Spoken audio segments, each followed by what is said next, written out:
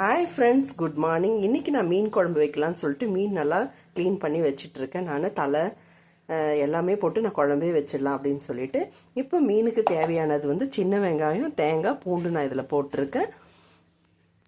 நான் பாத்திரம் வச்சுட்டேன். இப்போ நம்ம எண்ணெய் போட்டுக்கலாம். கடுகு, வெந்தயம், சீரகம் போட்டுட்டேன். அப்படியே பொரியிட்டோம். நம்ம கருவேப்பிலை போட்டுக்கலாம். நல்லா பொரிஞ்சிச்சு. கருவேப்பிலை போட்டுக்கலாம். இப்போ ஆனியன் சேர்த்துக்கிறேன். நான் பொடியாக நறுக்கி வச்ச ஆனியன் போட்டுக்கிறேன்.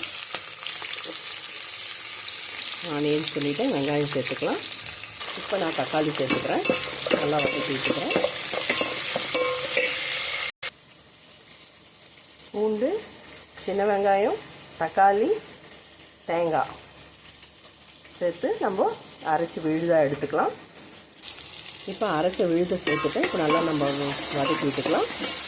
இப்போ நம்ம மிளகாத்தூள், மஞ்சள், தனியாத்தூள் போட்டுக்கலாம். உப்பு, வீட்டு மிளகாய் தூள், மஞ்சள் தூள், என்னோடய அம்மா வீட்டு மிளகாய் தூள் இது கொஞ்சம் பார்க்குறதுக்கு கலர்ஃபுல்லாக இருக்கும், அதுக்காக அதை போட்டேன். இது வந்து வெறும் மிளகாய் தூள். இது எல்லாத்தையும் இப்போ கொஞ்சம் தனியாத்தூள் போட்டுக்கலாம். தனியாத்தூளும் போட்டேன், வெறும் மிளகாய் தூள் எல்லாமே கலந்துக்கிட்டு இப்போ நான் உப்பு போட்டுக்கிறேன் தேவையான அளவு. இப்போ நல்லா நம்ம வதக்கி விட்டுக்கலாம். இப்போ தேவையான அளவு நம்ம தண்ணி போட்டுக்கலாம்.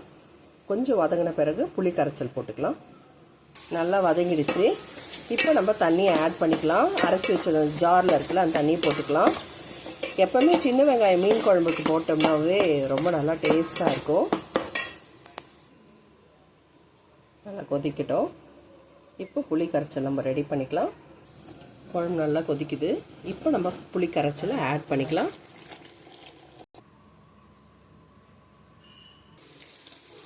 மீன் கழுவி வச்சுருக்கேன் இல்லையா, வெறும் மிளகாத்தூள், மஞ்சாத்தூள், உப்பு நான் ஆட் பண்ணிக்கிறேன். கொஞ்சம் அப்படி உரைக்க இருக்கிற மாதிரி இருக்கும் மீன். அப்போ தான் டேஸ்ட்டாக இருக்கும். கலந்து வச்சுக்கலாம். மசாலா போட்டு வச்சுட்டேன். நல்லா குழம்பு கொதிச்சிடுச்சு. இப்போ நம்ம மீன் போட்டுக்கலாம்.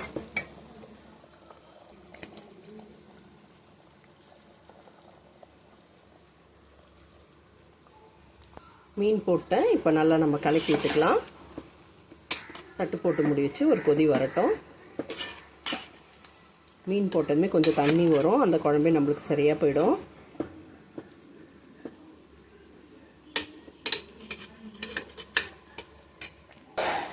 தட்டு போட்டு மூடிடலாம்.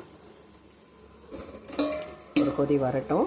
சூப்பரான டேஸ்டான மீன் குழம்பு ரெடி ஆயிடுச்சு. சூப்பரான மீன் குழம்பு ரெடி ஆயிடுச்சு. வாங்க ஃப்ரெண்ட்ஸ், சாப்பிட்லாம். நல்லா ஒரு கொதி வந்ததும் அப்படியே எடுத்துட்டேன் பாருங்கள். இப்போவே நம்ம சாப்பிட்லாங்க. ஏன்னா நம்ம இதில் வந்து நம்ம மிளகாத்தூள், மஞ்சாத்தூள், உப்பு கொஞ்சம் போட்டு ஊற வச்சுருந்தோம் இல்லைங்களா, அது அந்த டேஸ்ட் கொஞ்சம் ஊறி இருக்கும். இந்த குழம்புல கொதிக்கும் போது நம்ம போட்டதுனால இன்னும் டேஸ்ட்டு அதிகமாக இருக்கும். சூப்பராக இருக்கும். சுவையான மீன் குழம்பு ரெடி ஆயிடுச்சு. வாங்க ஃப்ரெண்ட்ஸ், சாப்பிட்லாம். தேங்க்யூ. Bye friends.